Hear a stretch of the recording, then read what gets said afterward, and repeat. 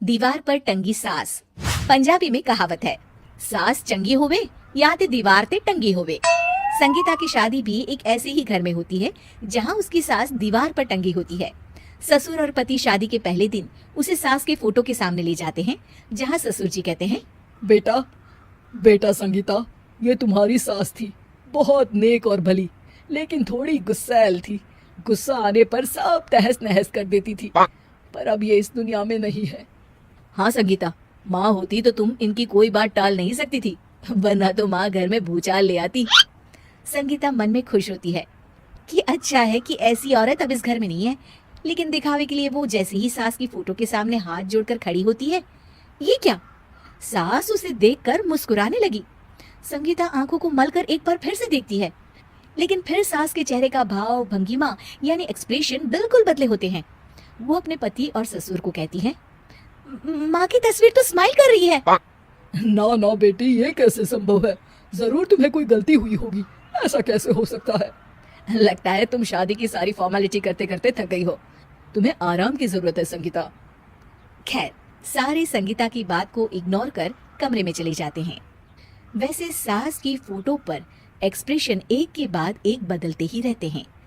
सुबह होती है, पति और ससुर को काम पर भेजकर संगीता कमरे की सफाई करने में लग जाती है कि तभी उसे आवाज आती है, टेबल ठीक से साफ करो। ऐसे भी कोई टेबल साफ करता है? इससे अच्छा तो ये गंदा ही था। किसी औरत की आवाज सुन संगीता दंग रह जाती है और सोचने लगती है कि आवाज कहाँ से आई। आवाज को नजरअंदाज कर वो फिर से अपना काम करना शुरू करती है, लेकिन इस बार तो आवाज बिल्कुल उसके कान के पास से आती है। मेरा घर है ये, जब तक मैं थी चमका कर रखती थी, हर एक चीज शीशे की तरह थी।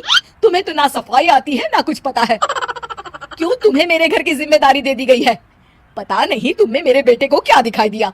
मैं होती तो एक से बढ़कर एक लड़कियों की लाइन लगा देती।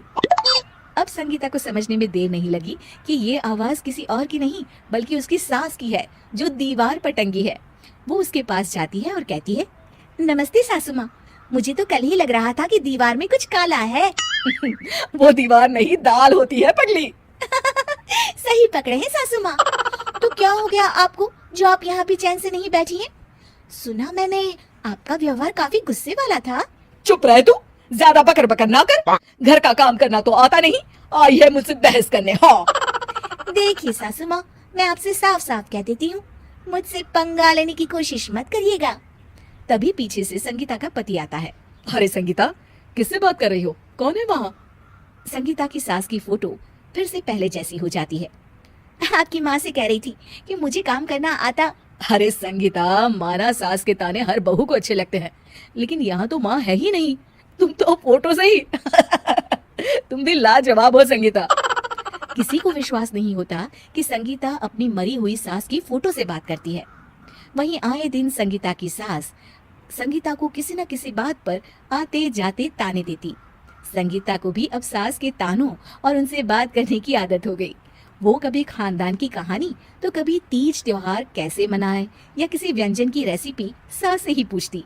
सारा दिन घर में अकेली संगीता की सास अब उसके लिए तानों के साथ पक्की साथी की तरह भी रहने लगी थी, जो किसी और को नहीं बल्कि संगीता को ही सुनाई देती।